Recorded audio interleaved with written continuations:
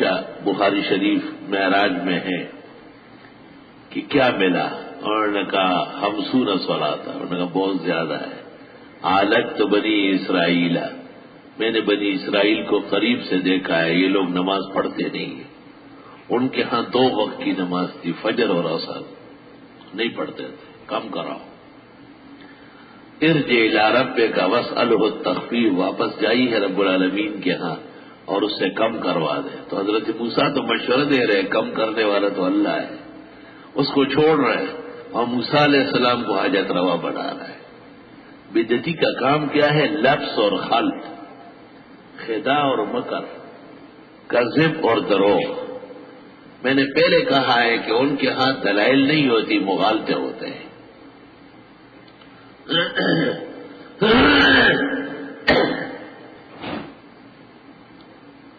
ہمارے یہاں ایک نوجوان آتا تھا، وہ کئی مبتدئین کے بڑوں کے ساتھ بھی بیٹھتا تھا. پھر ایک دوست کے ذریعے یہاں آتا تھا تو مجھ سے باتیں کرتے کرتے چیختا تھا، کہتا تھا افسوس کہ جن کو ہم حاجت روا مشکل کشا کہتے ہیں ان میں سے اکثر قتل ہو چکے ہیں. مطلب اس کا یہ تھا کہ ہمارا دعویٰ کیسے ثابت ہوگا کہ وہ خود اپنے آپ کو نہ بچا سکے. میں نے کہا قرآن یہی تو کہتا ہے کہ آپ کہے قل لا املک لنفسی نفعا ولا ضرا. آپ فرمائی میں اپنے لیے بھی نفع و ضرر کا اختیار نہیں رکھتا. یہ اہم مسئلہ ہے توحید کا، اللہ تعالیٰ کی عبادت مخلصہ کا اثبات اور اللہ تعالیٰ ہی سے استعانت کا عقیدہ. جب اللہ تعالیٰ کی عبادت ہو تو کس طریقے پر ہو، اور جب اللہ تعالیٰ سے مدد ہو تو کس طرح ہو. اہدنا الصراط المستقیم، ہماری رہنمائی فرمائی ہے سیدھے راستے کی طرف، کیونکہ راستے بہت زیادہ ہیں. فتفرق بکم السبل، بے انتہا راستے ہیں. وعلی اللہ قصد السبیل ومنها جائر، اللہ تعالی کا راستہ بالکل سیدھا ہے، اس کے علاوہ جتنے راستے ہیں سب ٹیڑھے.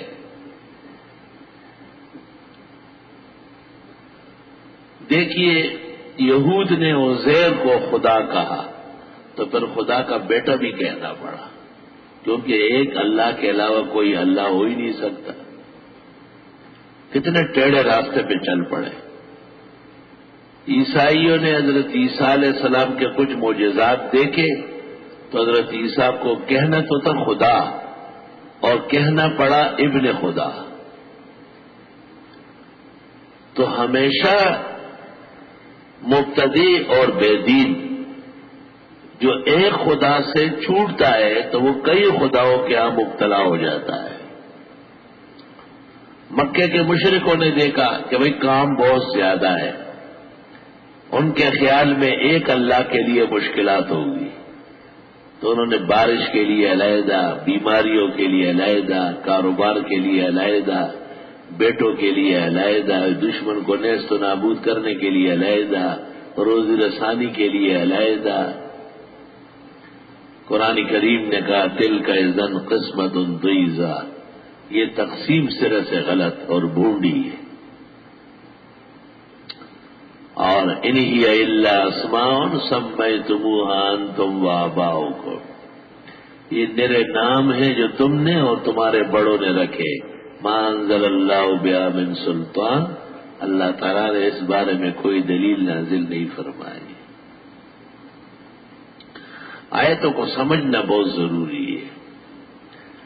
جو لوگ حضرت علی کو مشکل کشا کہتے ہیں یا پیرانی پیر شیخ عبد القادر کو یا سید علی حجویری کو یا معین الدین چشتی کو، ان سے پوچھ لو کہ اس کی دلیل کیا ہے. ما انزل اللہ بہا من سلطان، کوئی دلیل اللہ نے نہیں اتاری. ان یتبعون الا الظن، خیالات کے پیچھے ہے. وما تهوى الانفس، اور جو ان کی خواہشات ہے غلط اس کے پیچھے ہے. وَلَقَدْ جَاءَهُم مِّن رَّبِّهِمُ الْهُدَىٰ، ایک اللہ کی وحدانیت کی روشنی پوری آ چکی ہے. ان کے بندگی بالکل واضح ہے کہ یہ خدا کے بندے ہیں.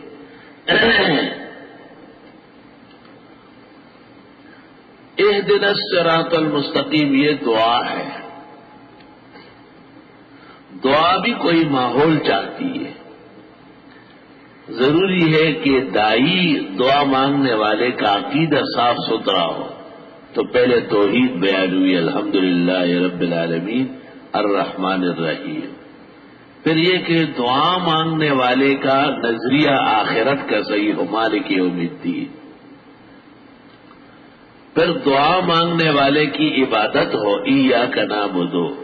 پھر دعا مانگنے والا صرف ایک اللہ سے مانگتا ہو، وایاک نستعین. لوگ اس لیے پہلے 2 رکعت پڑھتے ہیں، کبھی تلاوت کرتے ہیں، کبھی خیر خیرات اور انفاق فی سبیل اللہ کرتے ہیں، پھر دعا مانگتے ہیں. دعا بھی کوئی ماحول چاہتی ہے. مطلق ذکر بھی دعا ہے، اللہ یا رحمان، یہ بھی دعا ہے. لیکن تفصیلی دعا کے لیے تفصیلی پروگرام چاہیے. جناب نبی کریم صلی اللہ علیہ وسلم کی خدمت میں حضرت عمر آئے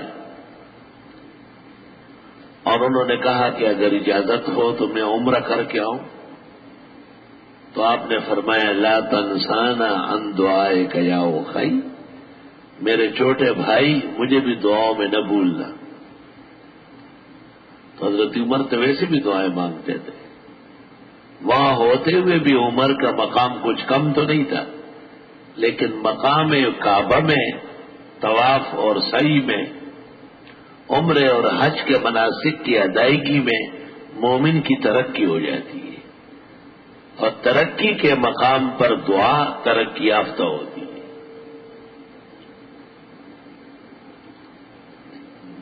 بدر کے موقع پر جو آپ زار و قطار رو رہے تھے،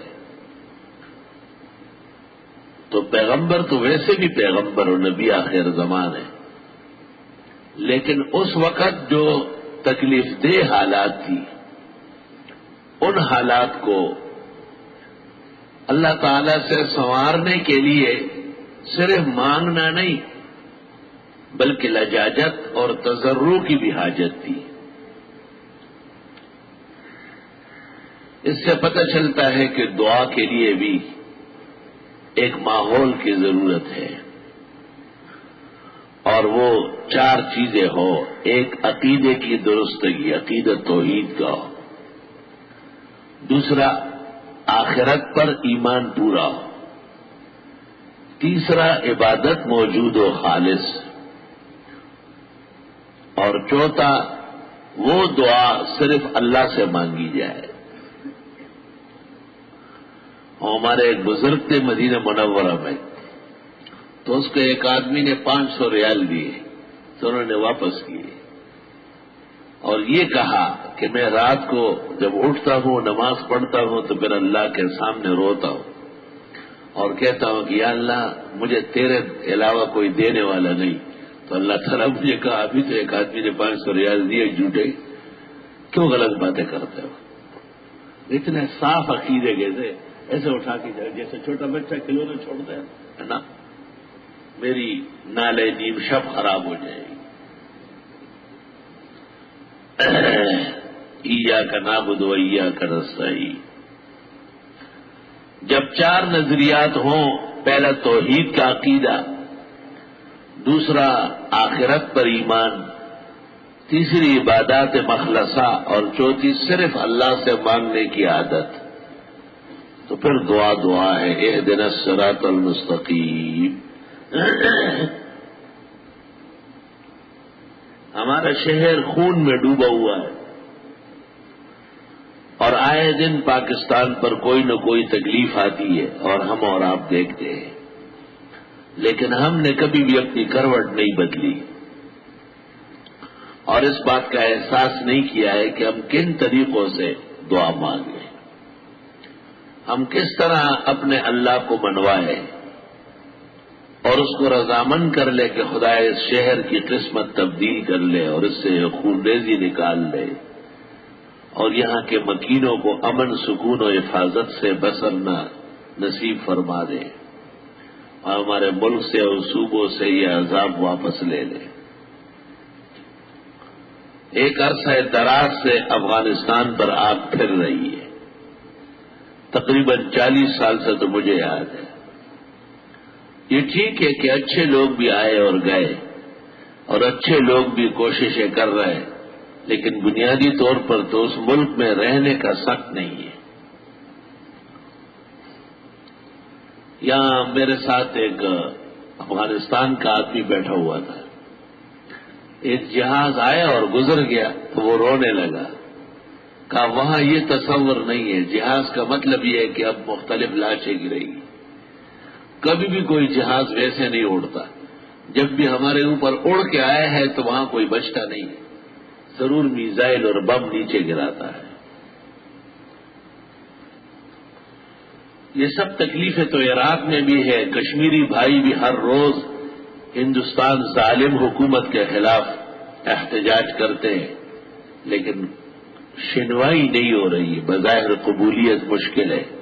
قرآن کریم کی اس سورت سے پتہ چلتا ہے کہ دعا میں طاقت پیدا کرنی پڑے گی، اور طاقت 4 چیزوں سے آتی ہے۔ اول توحید کی پختگی سے، ثانیاً آخرت کے عقیدے سے، ثالثاً عبادات کے اخلاص سے، رابعاً دعاؤں کے شغل سے اور اخلاص سے۔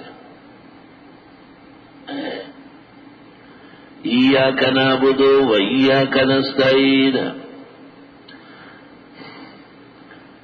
تو پہلے قول کے مطابق الحمدللہ سورت کا دعویٰ ہے، اور رب العالمین دلیل اول ہے، الرحمن الرحیم دلیل ثالث اور ثانی و ثالث ہے، مالک یوم الدین دلیل رابع ہے۔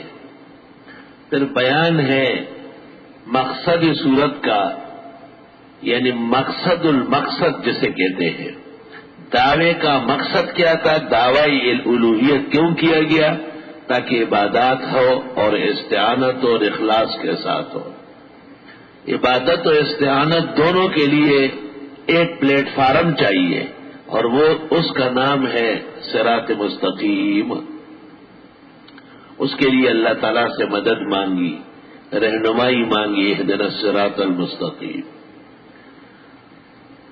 الصراط میں الف لام عہد کے لیے ہے، وہ صراط جو اللہ کے ہاں پسندیدہ ہے،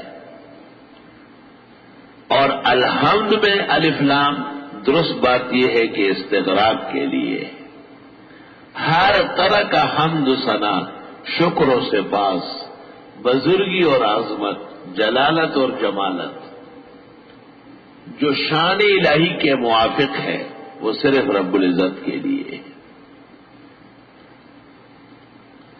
صراط الذین انعمت علیہم غیر المغضوب علیہم ولا الضالین، یہ تکملہ ہے، 2 چیزوں پر مشتمل ہے، موافق کے مدح پر اور مخالف کے ذم پر۔ تو الحمدللہ سورت کا دعویٰ ہے، اور پھر 3 آیت دلائل ہے، 4 دلیلیں پیش ہوئی ہے، اور پھر عبادت و استعانت کا تذکرہ ہے۔ عبادت اور استعانت کو دوام بخشنے کے لیے دعا اور تعین مسلک ہے۔ نیک خصلت لوگ جو مسلک میں رہے ہیں، ان کے طور طریقے اللہ سے مانگے گئے، صراط الذین انعمت علیہم غیر المغضوب علیہم ولا الضالین۔ یہ موافقین اور مخالفین کا بیان ہے، وہ دعویٰ اور وہ صورت تکمیل کو پہنچ گئی ہے۔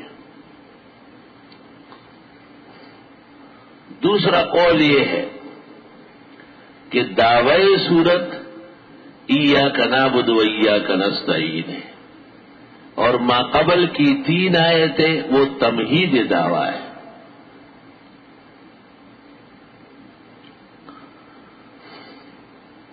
اور وہ الاخلاص فی الاعتقاد کے قبیل میں سے ہے۔ اس کو تمہید بھی کہتے ہیں اور تنویر دعویٰ بھی کہتے ہیں۔ اور ما بعد کی جو 3 آیتیں ہیں وہ شہود دعویٰ ہے۔